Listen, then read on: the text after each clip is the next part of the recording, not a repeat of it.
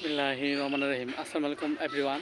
জুয়েল চ্যানেলের পক্ষ থেকে আপনাদের মাঝে একটি নতুন ভিডিও নিয়ে হাজির হয়েছি। ভিডিওটি হলো জনশক্তি কমে গেলে যা করণীয়। দেখেন এভরিওয়ান, এটি একটি ইম্পর্টেন্ট একটি ডিজিজ।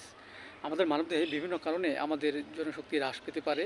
এর মাঝে কিছু উল্লেখযোগ্য কারণ হলো, অনেক সময় দেখা যাচ্ছে যে আমরা অনেক সময় দেখা যায় হস্তমিথুন করি, কিংবা আমরা দেখা যায় বিভিন্ন ব্লো ফিল্ম দেখি।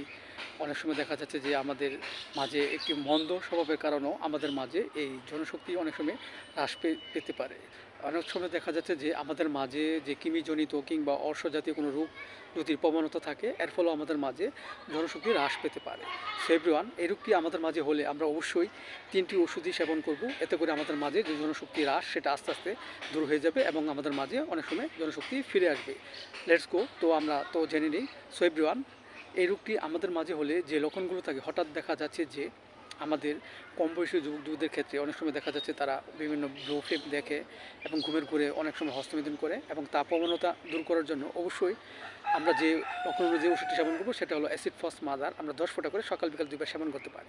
এছাড়া যদি হঠাৎ যদি আমাদের জনশক্তি হ্রাস পায় এবং দৈহিক মিলনে আমাদের তেমন তৃপ্তি পাওয়া যায় না এবং অল্পতেই বীর্য বের হয়ে যায়, এই ক্ষেত্রে আমরা যে ওষুধটি সেবন করব সেটা হলো লাইকোপোডিয়াম 30। আমরা 2 ফোঁটা করে সকাল বিকাল 2 বার সেবন করতে পারি।